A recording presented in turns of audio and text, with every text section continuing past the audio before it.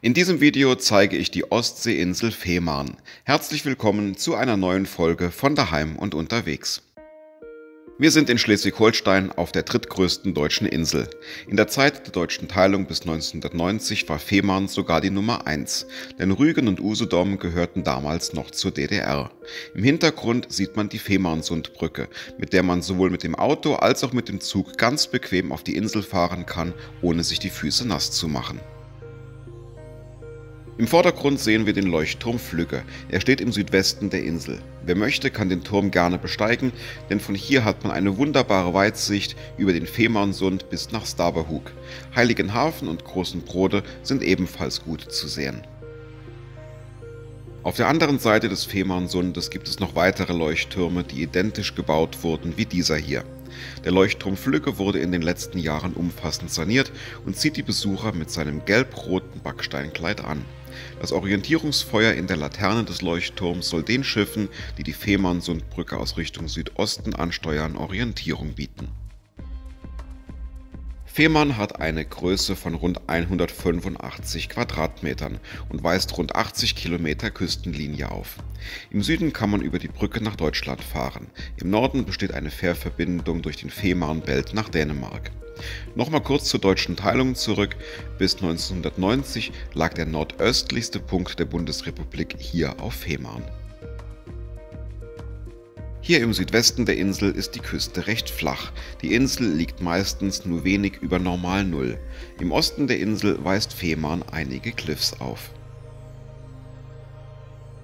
Fehmarn ist nachweislich seit etwa 5000 vor Christus besiedelt.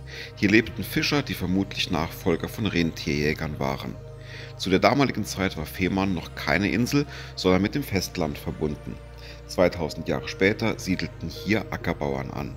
Etwa weitere 1000 Jahre später wurde die Insel vom Festland abgetrennt. Im 1. Jahrtausend nach Christus siedelten hier die Slawen. Auf sie geht auch der Inselname zurück, denn Femore bedeutet im Meer. Etwa ab dem 13. Jahrhundert zogen hier sowohl Dänen als auch Familien aus Holstein oder Friesland hin. Die ersten Kirchenbauten der Insel stammen aus dieser Zeit. Die slawische Bevölkerung vermischte sich irgendwann mit den Einwanderern und nahm deren Sprache an. Vom 14. bis zum 18. Jahrhundert stand die Insel unter Schleswiger und Holsteiner Herrschaft. Dann besetzte der damalige dänische König die Insel und das gesamte Gebiet Schleswig. Im Zuge des Deutsch-Dänischen Krieges von 1864 wurde die Insel von Preußen und Österreich erobert und kam unter die Verwaltung des Deutschen Bundes.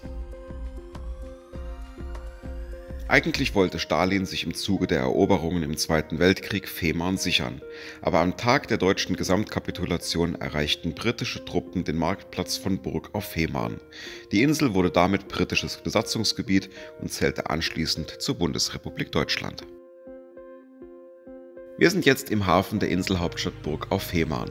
Der Ort liegt nicht direkt am Meer. Im Süden von Burg gelangt man an einen Hafen, der zum Burger Binnensee gehört. Das Meer liegt erst hinter einem gut 2 Kilometer breiten Landstreifen. Dieser Hafen wird seit dem 15. Jahrhundert durch Steinkistendämme geschützt. Für den Unterhalt des Hafens kümmern sich die Stadt Burg und die Landschaft Fehmarn gemeinsam. Man kann hier am Wasser etwas Zeit verbringen und die Schiffe beobachten. Besonders spannend ist es natürlich, wenn frischer Fisch angeliefert wird. Der Hafen von Burg auf Fehmarn wartet zudem mit einer besonderen Sehenswürdigkeit auf. Hier kann man die U11, ein echtes U-Boot, besichtigen. Im U-Boot-Museum kann man sich zunächst über die Geschichte allgemein informieren, dann aber auch direkt ins Boot einsteigen. Wer U-Boote bislang nur aus dem Fernsehen kannte, der wird hier viel zum Staunen entdecken können. Ich finde den Anblick wahrlich beeindruckend. Man geht eine Treppe hoch und ist direkt im Inneren des U-Bootes. Kaum hat man die Tür passiert, fühlt man sich wie ein Mitglied der ehemaligen Besatzung. Wer hier durchgeht, der gewinnt schnell einen Eindruck davon, wie beengt es mit Dutzenden anderen Menschen hier drin unter Wasser gewesen sein muss. Ich hatte das Glück, hier allein durchgehen zu können, aber auch alleine war es teilweise schon beklemmend eng.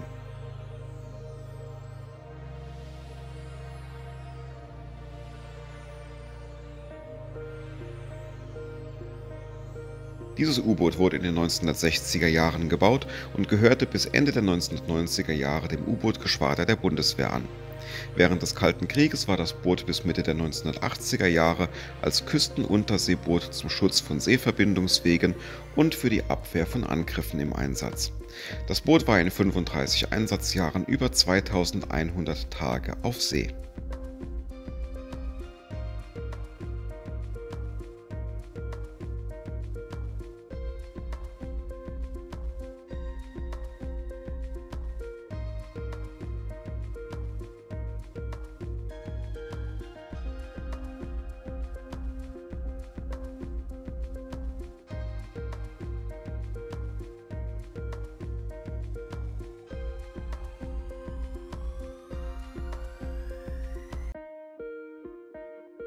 Wenn du dich für weitere Sehenswürdigkeiten aus Deutschland interessierst, dann findest du in der beigefügten Playlist bestimmt ein weiteres Video für dich. Bis hierhin sage ich vielen Dank fürs Zuschauen und bis zum nächsten Mal.